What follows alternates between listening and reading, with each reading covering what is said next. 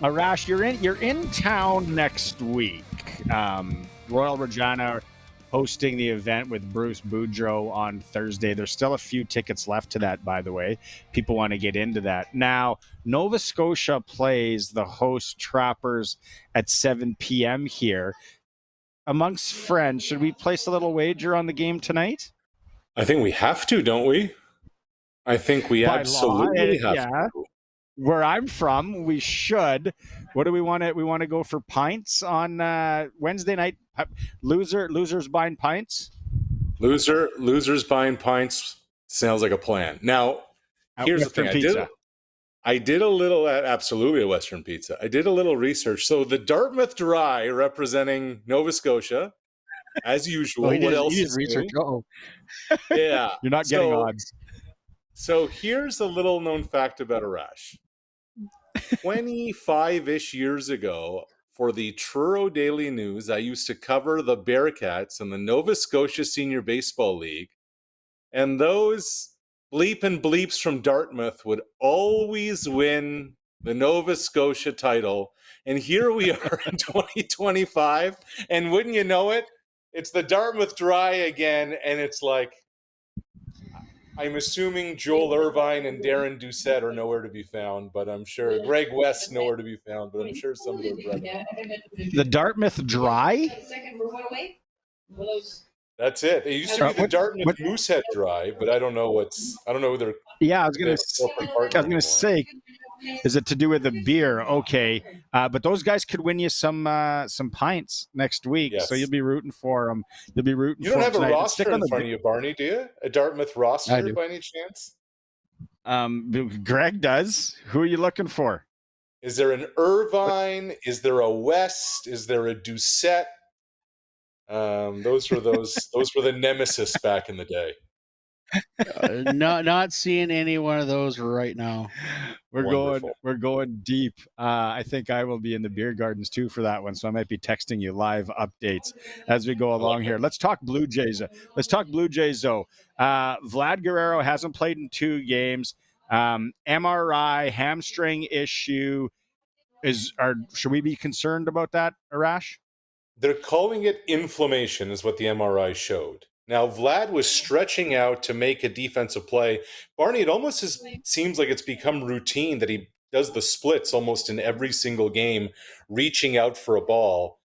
But the other night, he kind of, in Pittsburgh, he pointed to that hamstring. He left the game, and we haven't seen him since. Now, the Jays are off today.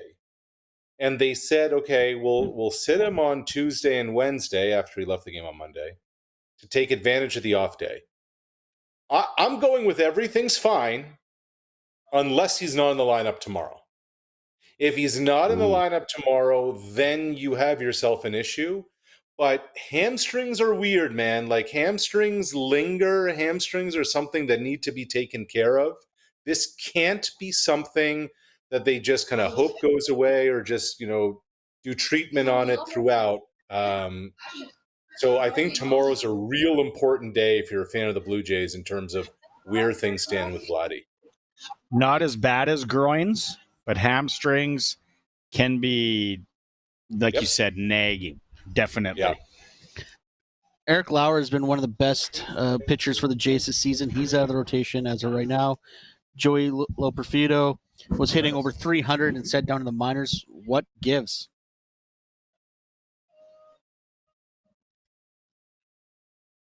I think we might have lost him. I think so. We might have lost Arash. But yeah, Vladdy.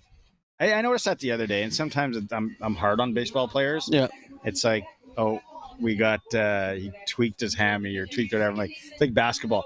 Get in there. Still, a man that big should not be doing the splits, and he does it every game. A little too. At some point, Father Time tells you. Father Time says you can't do the splits anymore. It wasn't Father Time, but I don't think I ever could do the splits, even when I was in shape. Yeah, you'd always looked a little bit weird if you're hanging around with your buddies and you could do the splits, unless you were a goalie. Yeah, those are weird to begin with. Quebec hit into a double play here, and it's definitely a pro British Columbia crowd at at Curry Field right now. Are we getting him back, Colson? Sorry, I didn't understand what you're saying there. Okay, we're going to get Arash back. Blue Jays are off today. They lost 2 of 3 in Pittsburgh. I don't know, post All-Star break, I know they kind of, right after they're okay, but I'm not, and again, I'm not the baseball hardo. I'm not going to pretend I'm the baseball hardo and all that. I'm just not that confident. Oh, it's funny. I've got a chat group with my guys that I'm in fantasy football. They're big Jays fans, and I'm a borderline Jays fan. Like, I'll follow along, but I'm like, yeah, there's still plenty of way to finish 2 games out of the wild card. We're okay yet. While you're away, Arash, and then Greg and I were talking about. Greg said he never could do the splits. I think I could. There was a brief period, probably in that 17, 18, 19-year-old Barney, but after that, not so much. And I got a text message here from the great Kip Simon, baseball player, that Vlad should never be doing the splits ever. But yeah, not anymore. Anyway, it's going to catch up with you. You had a question about Eric Lauer has been one of the Jays' best pitchers. He's out of the rotation. Joey Loperfido was hitting over 300, but he's now sent to the minors. What's going on here? Well, you look at it, it's almost an embarrassment of riches. Like, you look at the Jays' record right now. First of all, they're 20 games above 500. They already have as many wins on the 21st of August as they had all of last year. So Loperfido has been hitting 350 over this stretch. Well, why is he out? Well, George Springer just came back from a concussion, and George Springer's getting paid $125 million, and he's hitting the leadoff, and he's hitting the ball really well right now. So, of course, George Springer's going to take that role over. As for Lauer, this is where I find this whole thing getting really interesting, because Shane Bieber is going to start tomorrow, their big trade deadline acquisition. Okay, so what does that now mean for the starting staff moving forward? Lauer, for now, will skip a start. He's made it sound like he's going to be back in the rotation. What's going on with Barrios? How is the postseason rotation going to line up? They have some decisions over the next 5 or 6 weeks on how to kind of deploy their arms. We're about to find out real quick on how this is going to shake out. Hey, you've been around baseball a long time. When does this really become a pennant race for a team that is 20 games above 500? Yeah, like, Barney, what do we always say? The CFL season starts around Labor Day. I would say I don't say that, but everyone else does. Yeah, we're 2 weeks away. We're 2 weeks away from this really starting to get, air quotes, real for the Blue Jays, because they've pretty much locked up a postseason spot. But you look at what's coming up. The Milwaukee Brewers are red hot. Remember, they won whatever it was, 13 in a row. Everybody in the town got free burgers. So they're coming up at the end of August. But then comes the gauntlet. After Labor Day, it's the Yankees, it's the Astros, and later in the month, it's the Boston Red Sox. So, this is, every single game is really going to start to matter once they get through Labor Day weekend. We always talk sprinkling on the show. We started it with we're playing for pints, Nova Scotia and Regina pizza. this evening. And Western Pizza. We won't play for the pie unless Luke comes. The pie's on him. If Luke doesn't come, we'll figure that out. But let's go with gambling. And you have maybe found a spot where people are taking it too far. This is way too far. Okay, like, I'm as degenerate as you get. Let me just preface it with that, okay? Here. But wagering on 12-year-olds in the Little League World Series, that's a line. That's crossing a line. Like, Bet Online and Bovada right now have odds. The managers of these teams, again, 12-year-olds, are not happy. Bet Online's based out of Panama. Bovada out of Costa Rica. It's one thing for an adult, a pro athlete, to be getting some of the vitriol from gamblers saying what they're saying to them on social media, but this isn't right. This is absolutely wrong. Let's there has to be a limit to all of this, Barney. I'm riding Japan into the final. That's where my money is. Not Chinese Taipei. Hey, yeah, no, I'm surprised that they have. Are we just talking straight lines, or is there props? Have you seen? I'm not. Also, how do you start? How do you even begin setting lines and spreads and money lines on Little League? Like how does that even? Who's doing your advanced scouting on this? Yeah, who's the bookie that gets that job? It's like, hey, we need you to find out as much as you can on these two teams, and then these ones, and then these ones. I said, the one kid's out. He's sick. He's got mono. That changes everything. CFL gambling. Let's go there. Growing trend in the prop market, where it seems to be the wise move to make some smart money in 2025 at the running back spot. Like, there's been a renaissance at the running back position. Like, remember last NFL season, Barney? We kept talking about Saquon and we kept talking about Derrick Henry. Well, now you kind of look at where offenses are headed right now. Yeah, Bo's doing Bo Levi things, and Trevor Harris has rewound the clock. But BC's kind of turned things around, and they're running the ball with James Butler. Like, James Butler has been a massive part of this offense, averaging 5.5 yards a carry. Dedrick Mills in Calgary, the Stamps out of nowhere, above 500, succeeding 5+ yards a carry. Between the two of those guys, 13 touchdowns. When you talk to coaches around the league, they're telling you right now, the team that runs the football better is the team that's really kind of making a mark through the first half of the season.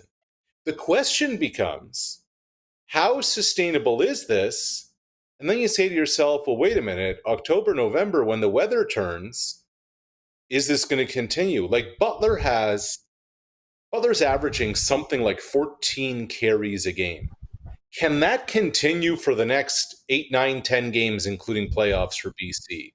Dedrick Mills is around the same. Can that continue for the next 10 games for the Stampeders? That, to me, is just the durability. Can this be sustainable? That, to me, is the question. So what I'm hearing from you is the Riders, after Trevor Harris, they need to bubble wrap AJ Ouellette right now. Yeah, I mean, kind of, don't they? Third leading rusher in the league. He's averaging better than 5 yards a carry. He's been in the end zone 3 times. They're handing the ball off to him, 13, 14 times? And that's just rushing. We're not even talking about catching the ball out of the backfield in the screen game and the rest. Like, Ouellette's more than a bell cow to that offense. And I got to say this too, Greg. They don't give out awards for best assistant coaches or best coordinators. But to me, Mark Mueller gets mine through the first half of the season. I am so impressed with the way they mix the run game and the pass, the way the run game opens up the passing game, et cetera, et cetera. Well, that's a big part of that now. But, Trevor has also been able to keep his jersey pretty clean. And I think that's a big part of how Mark Mueller's been calling games. When you're 39 years old, you've had injury history and all the things that Trevor's been through. The way they're calling the game, the way they're using Ouellette, that really matters. Stamps and Riders, the game of the week? Kind of. You're probably going to think I'm crazy. I think Edmonton-Ottawa is the game of the week. Like, I get the Riders are 8-1. I get the Stamps are 6-3. I think Sask is going to win that game. Edmonton's 3 right. Edmonton's, that's the Little Leaguers. Edmonton's 3-6. Ottawa's 3-7. It feels like both of them are playing for their playoff lives. Like, somebody's got to win that game. But then again, like we're in a scenario where Winnipeg could cross over into the East and represent the East Division in the Grey Cup at home, and would have to be suiting up in the visitors' locker room on Grey Cup Sunday. That is on the table as a scenario because of how bad teams like Toronto and Ottawa and Edmonton are. How about that? Yeah. His lips to God's ears. I want that to happen so badly.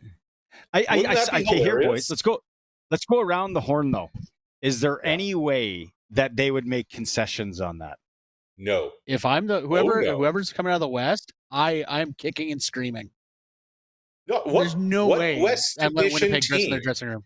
Right. What West Division team is going to give that up? Unless you're saying, all right, no problem, we'll do that. The game's going to start 7-0 for us. Then you can have whatever locker room you want. And I don't think that's happening either. So Give us 7 points and we'll talk about the dressing room. Well, Totally. cash could exchange hands.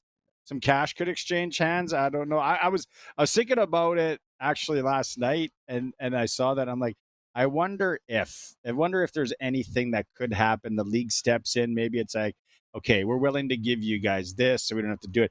I think the story alone, that's like that's an ESPN 30 for 30 on its own right there, Arash. And I'll tell you, the closest thing to that, it's not even the same, but the closest thing to that, I want to say maybe it was in 2018. The Stamps beat the Red Blacks in the Grey Cup at Commonwealth. So the Stampeders' home locker room was Edmonton's locker room. Man, they did a number to that locker room. It was champagne, it was cigars. They let their provincial rival have it. Don't flush the toilets. Right. Yeah. Right. Okay. Here's a question. I don't know how we're doing for time, Colson. Talking to me here. We're live on location at Curry Field, Canadian Men's National Baseball Championships. I asked Greg this question. Yeah. If the Riders were 5-3, the Riders were 4-4, would we maybe see Boris Beatty or somebody else with them right now? And all the scenarios are the same in terms of the kicking and this and that. Maybe. Yeah, it's a good question. It probably wouldn't have gotten to this point. Yeah. Like winning hides everything. John Madden had the line of all lines. Winning is the best deodorant. So here's my question to you. If that game on, Saturday night? If that game is played in an indoor stadium where wind is not a factor, are we having this conversation? I'll counter your if with another if. Based on other games Lothar's played this year, I'd say yes, because did the wind affect him a little bit? Yes, but Legio had to kick him the same wind. A lot, Greg. No. The wind affected him a lot. Okay? Right, but Legio also had to kick in the same thing. And don't get me wrong, I'm a Lothar fan, and I'm having trouble justifying his performance right now, and I want to. But when you have other kickers kicking in the same situations that he is, whether it's Hamilton or Regina, he's missing something this year, and I don't know what it is. He may be, but he's also hitting from 59. Agreed. Yeah. A 59 thing really throws a monkey wrench. I know it does. Everybody, I know it does. In his own kitchen as well. He's like, "What the heck is going on here?" Yeah. You know, it's like the Seinfeld episode. You're spotting dimes. You're eating onions. Don't know what the heck George is doing here, but we'll figure it out. Okay, so we got pints on the game tonight. I'm all Trappers. You're going Nova Scotia. We're playing for pints. And then Mountain Region versus Southeast at the Little League World Series. We got Xander Toff on the hill against Nixon Kelly. I'm going to take Mountain Region -1.5. I can't wait to see you next week, buddy. Likewise. You know, if Greg's joining us, Greg, I want to tell you, Lothar missed field goals under 1.5 this week. What do you say? I'll take that action. Yeah. If you like Yeah. pizza and So beer, you're welcome saying on Brett's going to Wednesday. miss 2 or more. Look at I'm me. Do saying you think I he's like gonna miss- pizza and beer? Look at me. So I'm betting Brett to succeed, and I'm betting on my guy from Truro, and all you Prairie guys who hate us East Coasters who take all your money. Hey, easy now. I kid. love the Maritimes, Yes, but I don't know. Hey, speaking of Easterners, the Quebec guys kind of got jobbed in game 1 of this tournament this morning. Legit. They lost to the host or the other Saskatchewan team. They've been letting everyone know, complaining. It's actually quite comical. So see what happens in this game. Okay, next week, buddy. Can't wait to see ya. All right, guys. Appreciate it.